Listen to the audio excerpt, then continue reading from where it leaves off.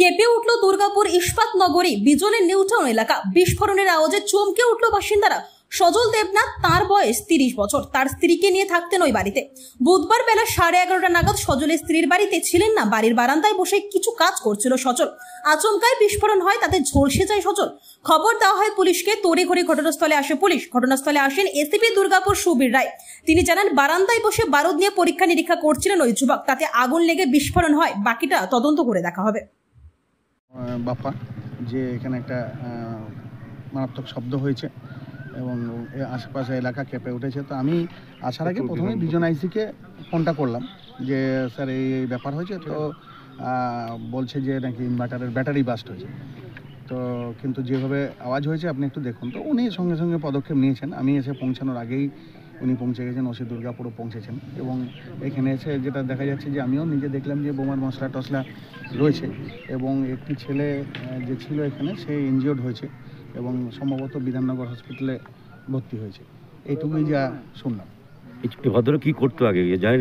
কতদিন ধরে বসবাস করে এখানে? কি করেন এখানে? ওই ছেলেটিকে অত পরিচিত নয়, কিন্তু ছেলেটির বাবা এখানে দীর্ঘদিন ধরে বসবাস করে, 35-40 বছর ধরে। এবং উনি মারাও গেছেন এবং রান্নার কাজ করতেন। স্বনামধন্য লোক ছিলেন, ক্যাটারিং ব্যবসা করতেন। ধীরেন ঠাকুর ওনারই ছেলে। এবার ছেলেটা বেসিক্যালি কী করতো বা কী ব্যাপার সেটা খুব একটা জানা নেই, বা আশেপাশে যারা এখানে রয়েছে তাদেরও খুব একটা জানা নেই। আর এই জায়গাটা একটু আউটস্কার্ট হওয়াতে সাধারণ লোকের যাতায়াত একটু কম, তার ফলে এখানে কী ধরনের কোনো কিছু ঘটছিল কিনা সেটা তো পুলিশের তদন্ত সাপেক্ষ। ছেলেটির নাম কি? ছেলেটির নাম সজল বা উজ্জ্বল, এরকম কিছু একটা। উজ্জ্বল কি? দেবনাথ। কি কিছু কাজ করতো? কাজটা যেমনি করতো, এমনি ঠিকার কাজ করতো। হ্যাঁ, ঠিক আছে, শ্রমিকের কাজ বাজ যেখানে যেরকম করতো, এলাকায় কাজ করতো। কাটা থেকে শুরু করে রাজমিস্ত্রি, হেল্পার কাজ, সব রকমই কাজ করতো বলে শুনলাম।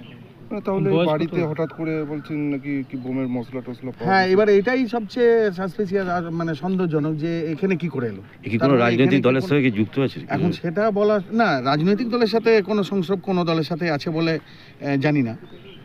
আর এই ধরনের ঘটনা, এই ধরনের ব্লাস্টিং এই এত কনজেস্টেড পাবলিক প্লেসের মধ্যে ঘটলো, এটা চিন্তার বিষয়।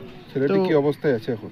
ছেলেটির কি অবস্থা আছে মানে মেন হসপিটালে নিয়ে যাওয়া হয়েছিল, তারপর আইকিউ সিটিতে 2 জায়গাতেই রিফিউজ করেছে, তারপরে বিধাননগর হসপিটালে ভর্তি হয়েছে। এবার তার সিচুয়েশন কি সে তো ডাক্তাররা বলতে পারবেন, কিন্তু এটা খুব উদ্বেগজনক ব্যাপার। আপনার নাম? আমার নাম রাজীব ঘোষ। আপনি তৃণমূলের? আমি দুর্গাপুর 1 নম্বর ব্লক তৃণমূল কংগ্রেসের সভাপতি। বাকি আমরা দেখুন, আমরা কর্ডন করে দিয়েছি, বিডিএস টিম আসছে, আমরা আপনারা দেখতে পেলেন বারান্দায় কিছু এক্সপেরিমেন্ট করছিল, বারান্দায় বারুদ নিয়ে কোনো এক্সপেরিমেন্ট করছিল, সেখানে আগুন লেগে যায়, ফলে সে ইনজিওর্ড হয়েছে। আমরা ঘিরে দিয়েছি, ইজোটাকে ঘিরে দেওয়া হয়েছে, আমাদের বিডিএস টিমকে কল করা হয়েছে, দেখে তারপরে বোঝা যাবে। একজন নাম কি যে ইনজিওর্ড হয়েছে? সজল দেবনাথ। আপনারা একটু উদ্ধার করেছেন?